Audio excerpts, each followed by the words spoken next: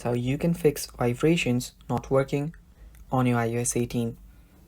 So now what you'll need to do is just go to your settings first, and after you're on your settings you will need to scroll down till you find sounds and haptics.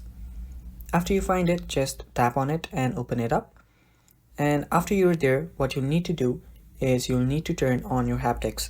So just tap on haptics and make sure that is not on never play.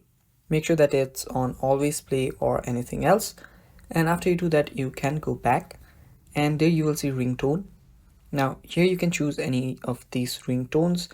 After doing that, just go back again, and now what you'll need to do is you'll need to go to accessibility.